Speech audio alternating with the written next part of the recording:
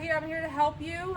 So activation prevention 1, I want you guys to do this before practice, before your lift. You're gonna see downward dog and you're gonna see a rep of 3. So what downward dog is, you're gonna link it up to the sky. You're gonna touch those toes. You're gonna walk those arms out. Shift your chin into your chest, pike your hips and lengthen out. Try to shift that spine back towards the sky. Then you would walk your hands out, keeping that core nice and hollow. And then you would repeat walking those hands back, so on and so forth. Walk your hands back out to here. From here, you would go to the greatest stretch in the world, which would be the second thing that you see on that prevention page. You bring your foot up. You're going to sink your elbow in. Try to relax. You can also put your back knee down if you choose. And you're going to rotate to the sky and point. Rotate to the sky and point. And then you can either shift back to that hamstring stretch, or you can go back this direction if you don't want to pike all the way up if your hamstrings are tighter. You're going to do 3 of those each leg. After that, you're going to progress to the hip stretch. So you stay in this position, and all we're going to do is we're going to rotate this back leg so it's even with our glute. This needs to be even with this hip, and we're just going to shift forward like this. Okay, we're going to hold this knee in line with our hip. We don't want it to go in. The next thing that you're going to see on B1 is you're going to see 90-90 on the back. Okay, so what that looks like is we're going to just lay on our back. We're going to bring our knees up 90 degrees. We're going to keep our hands to the side, and we're just going to rotate side to side, so on and so forth. And again, you just want to work on your rotation of your hips. Double leg hip drive, kick is B2. So you're going to lay back, shift through, kick, and kick.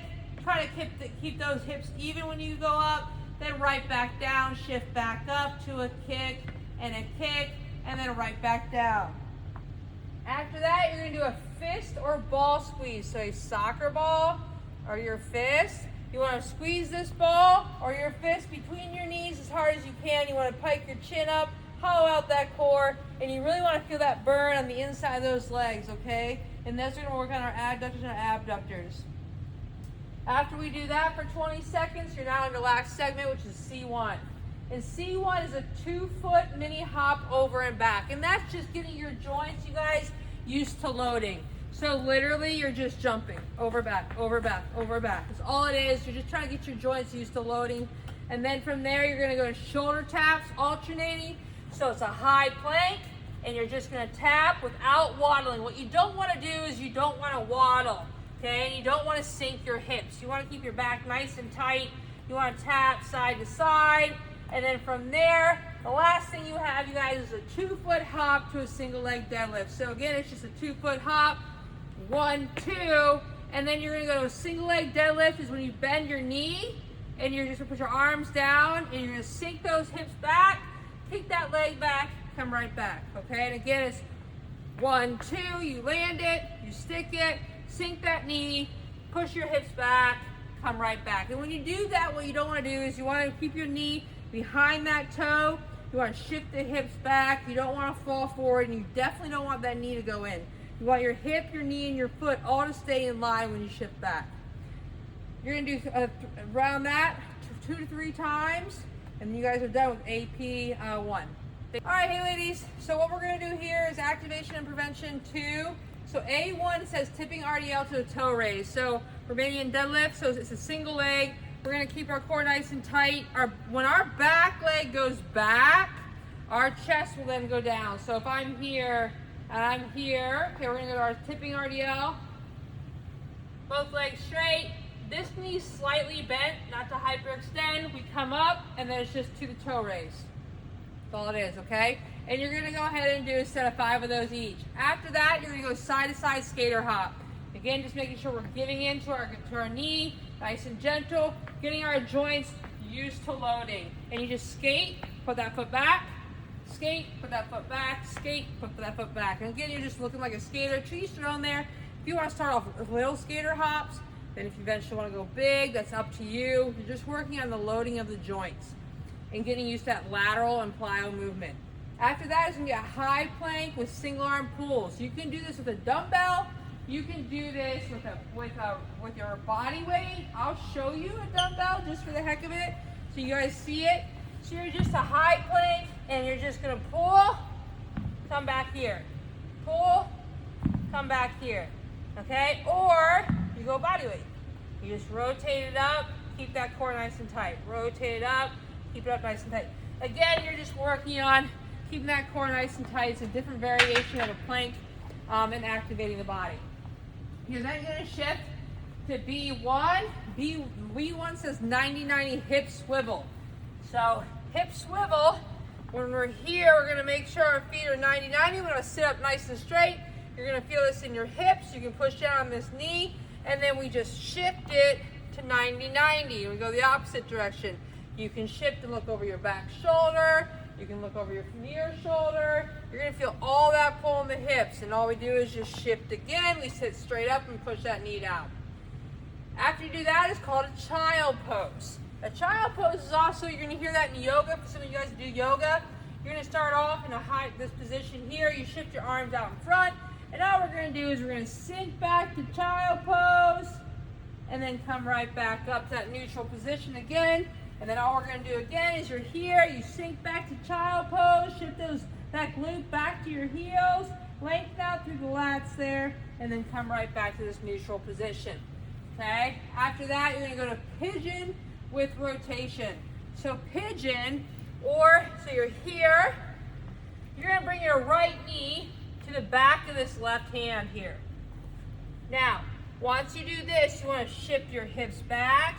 Now, if my right knee is across behind my left hand is gonna rotate under my right hand, under, and then we rotate up. And we go under, then we rotate up.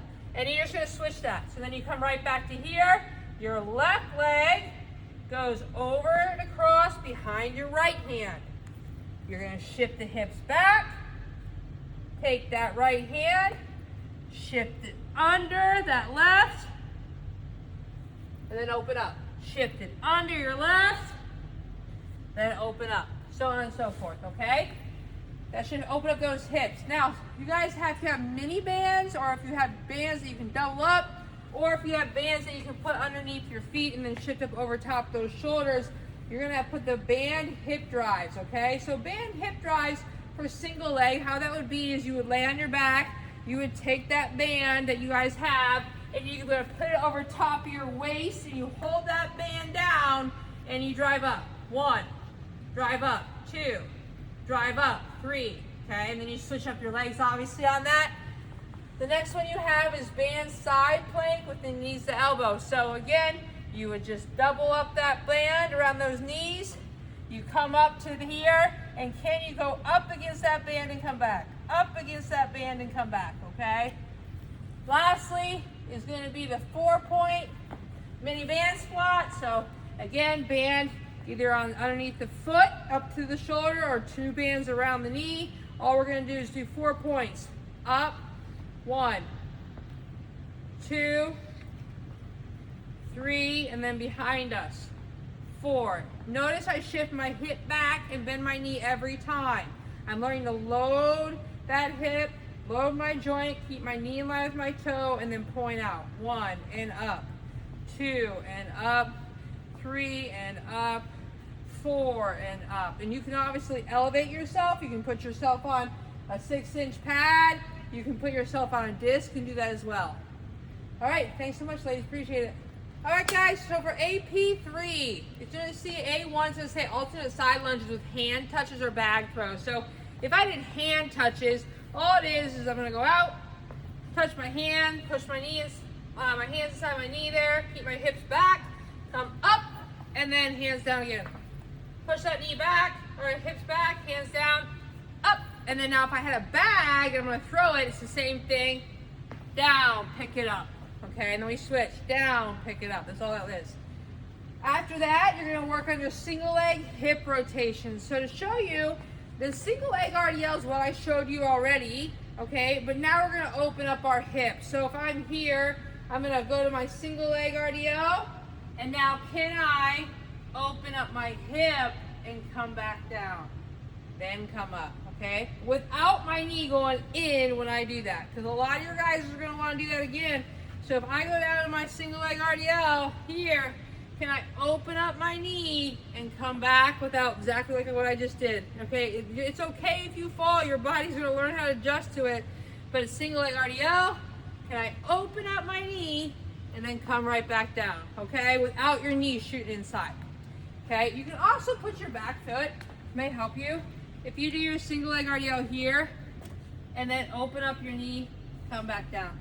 Open up your knee, come back down. I actually advise you guys probably to do that in the beginning just to get the rotation open so you're not falling over every time. As you get it, then go ahead and go to body weight. My pros do it with their foot against the back of the wall. I mean, because you're just prepping your body for the workout. You don't need to nail this. This is not your workout. Okay, so after this, you're gonna go to the bench, wall, or quad stretch. You guys probably do this a lot. If you haven't already, you can use this right here. All you're gonna do is just go down, single leg squat way or Bulgarian, stretch your quad, lean back, lean over, and then come right back up. And then you could repeat that, same leg, and then just switch it, single leg, back, here, and shift those hips forward, push that glute back, reach over, and then right back up. You're gonna feel all that pulling there. Okay. From there, you're gonna go to hamstring nerve glide. So you're gonna lay on your back.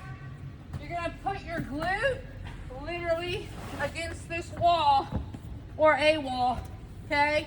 And you're literally gonna start with your feet on the wall, and then you're gonna bring up one, so shift back and rotate, one. And then come back, open up, here, leg straight. And you're gonna feel this nervy hamstring pulls around your hamstring and glute area. You're just loose, waking up the nerves a little bit so you don't shock them, okay? And the more you do this, the more flexible you'll actually get. So those are called wall nerve glides. After that, you have single leg hamstring, okay? You'll see this as heel hold. So you're just here, and you up, and you just hold that heel. 1, 2, 3, 4, 5, 6, and you'll feel that right there in the belly of that hamstring, okay? Do that for about 12 seconds or so. B3 is called dirty dog kick arounds. Dirty dog is as in a dog going bathroom on a fire hydrant. Okay, so you're here, you're gonna shift up, and now it's a kick around. 1, shift up, kick around. 2. So all you're doing is doing a dirty dog, right? But you're instead now you're gonna hold it up without rotating. What you don't want to do is you don't want to rotate like this. If you're only here with it, you're not gonna get very much around. So you need to get all the way up, even with that glute, with that hip, go around and come back. Lastly, is you have your bands again, okay? I call it monster walks. So I'll show you. You can put it on the bottom of your laces or your ankles. Band monster walks forwards. 1, 2, knee, hip, ankle, toe, always in line. Okay, that's what you're gonna focus on. A, B, C, D. That always needs to be in line. If at any point A, B, and C, D are not in line, that's when I don't want to say, but that's when the injuries come. That's when the knee injuries come. That's when the ankle injuries come. Whenever there's an issue here or an issue here, that's not good. Okay. Band monster walks backwards again. A, B, C, D in line. Wherever my toe, my ankle, my knee, my hip go. Okay? And then band standing side front back kick. So you're just here, and all it is the band around your ankles. Front, side, back. Front, side, back. Single leg stability as well as hip and things of that sort. All right, thanks so much. All right, ladies, so on your sheet here, you're gonna see glute ham raise. We don't have that. You can either do buddy hamstrings or you're gonna drive your glute up, and it's called a single leg hamstring catch. You wanna shoot this leg out as far as you can and catch yourself on your heel. 1, and then come right back, drive up. 2, come right back, drive up. 3, and what you're doing is you're getting that hamstring used to that shock. So when it comes to sprinting time or it comes to keeping your ACL in line, your body's used to catching it at a high velocity and high speed, so your body's not shocked by it. So single arm rotational pull, you're in your athletic position, your defender's on your back, you want to rotate with your ball, push off this opposite leg. 1, come back. 2. So you're learning to spin off that girl and take that ball, right? So it's the same thing with the rotational pool. Here, and then as you come up, running motion, right? Power up. And then 1. You see how to rotate that? Come back. Yep. 2. Come back. Because we're going to rotate, we're just getting used to that rotation from that hip. Okay, now. Okay. Pretty challenge. This would just probably be like phase 2, but you might have some girls there. So your left arm over top, right arm's gonna be underneath. Sideways, core nice and tight, hips out. As we shift our whole body, we rotate ourselves. So we come back, we're here, core nice and tight. Come back, we're here, core nice and tight. So full motion, so full body motion. I would not advise putting weight on that when you do that. I would use that until you get that down about 2 or 3 weeks with just body weight with perfect alignment, and you're able to do it without falling over or the back tweaking. Pull your belly button against your back when you do it so you don't hurt that back. But it's a pretty advanced movement, but if you can do that at speed and under control, it's a great movement.